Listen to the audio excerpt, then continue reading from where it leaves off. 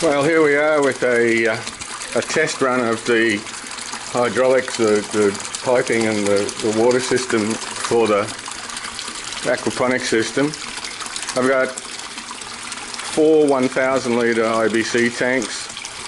I'm taking gravity feed from the bottom of the tank with solid lift overflow out and along to both ends, because these will be connected to the radial filters for the solid waste removal.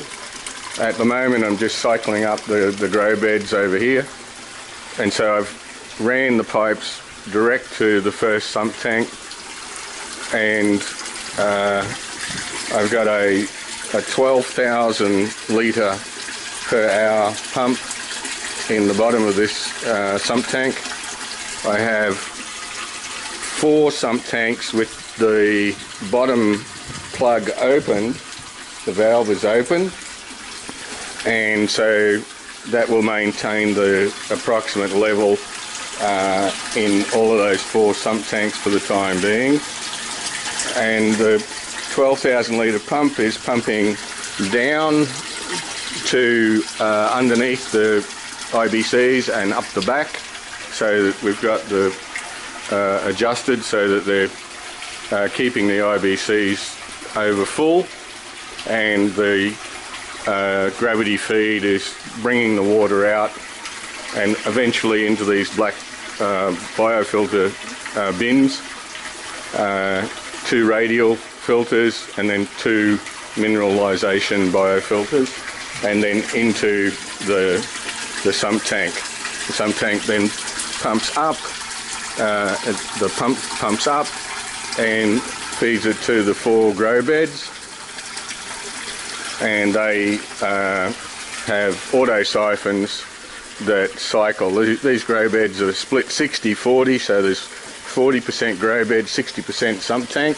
A bit bigger than normal, but I've just extended the size of the siphon inside, and the siphon is working perfectly.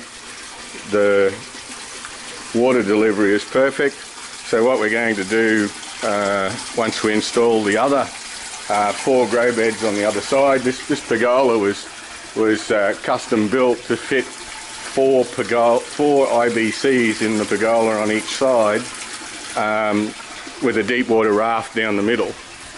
And so what will ultimately happen is there'll be 4 more IBC containers chopped up as grow bed and sump tank on this side. The output from the low end of my 4 fish tanks will feed the left-hand set of grow beds, and the right-hand set will come from the other outlet. So it's all mixed together and dumped into the sump tanks. In the sump tanks we're going to have 1,000 freshwater prawns, giant freshwater prawns, and we're going to have some tilapia, and that's going to be food for us, but also food for the barramundi, which will live in the main tanks. Being 27 degrees,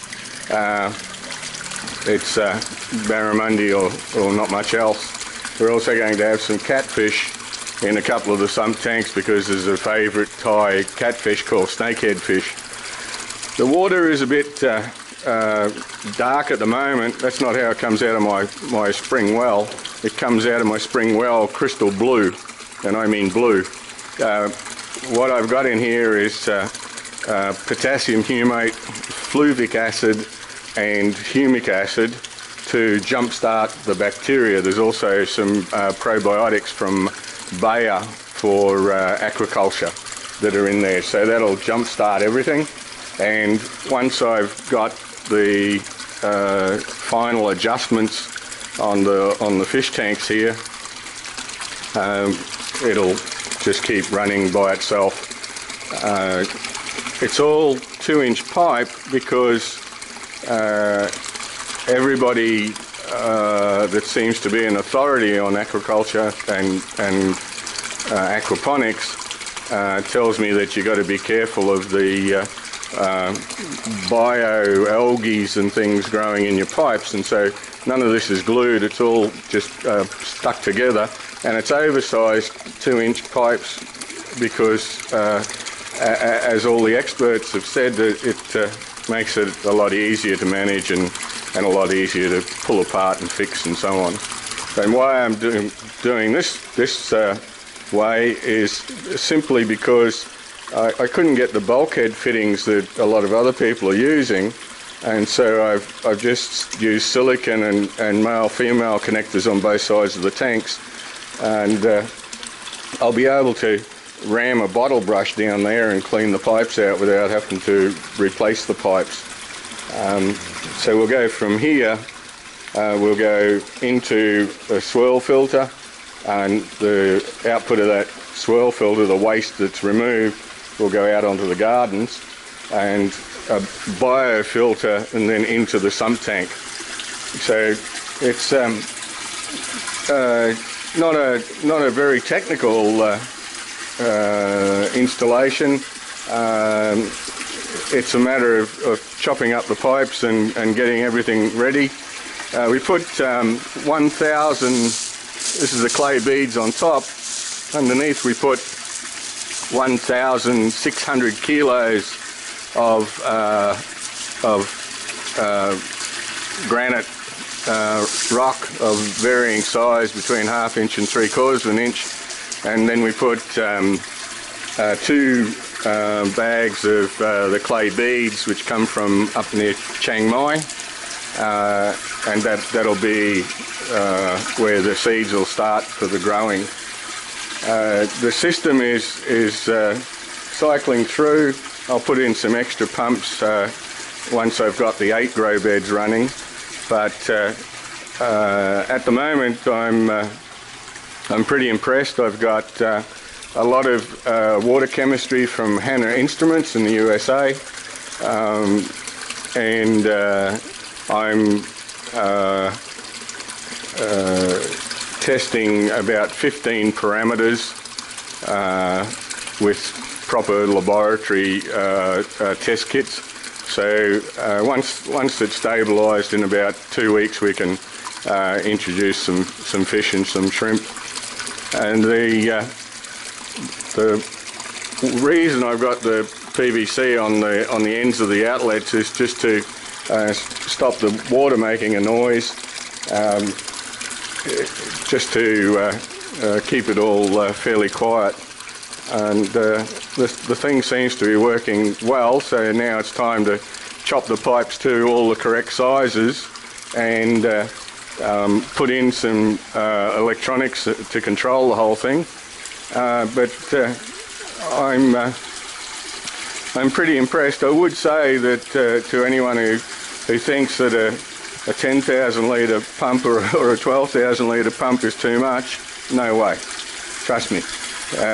And with the sump tanks interconnected, I still don't have enough water flow, so I'm going to put smaller pumps into the sump tanks and pump back into the grow beds to keep that water moving as well, even though I have quite a lot of flow in the bottom interconnections back to the grow beds and to the fish tanks.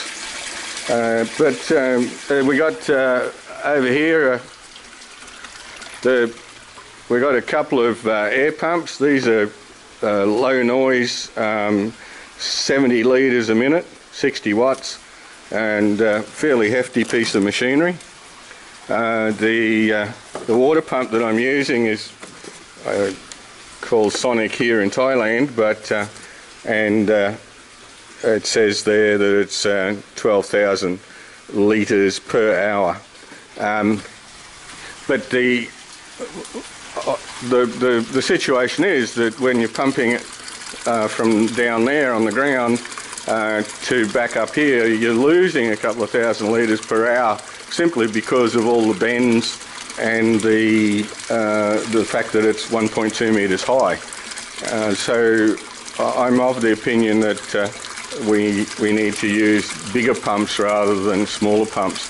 And of course, we're wanting to try and move 4,000 litres an hour, and eventually I'm going to put another set of fish tanks on the back here, so there'll be 8 fish tanks, and there'll be 8 biofilters and radial filters to go with it. There's no doubt about it. It's a interesting exercise. The water chemistry side of it, I think it's important to look at the pH and ammonia, but I'm also going to test for another 10 water chemistry parameters, just to be able to see if I can keep more fish with less grow beds. And so I'll talk more about that in a later video. Cheers.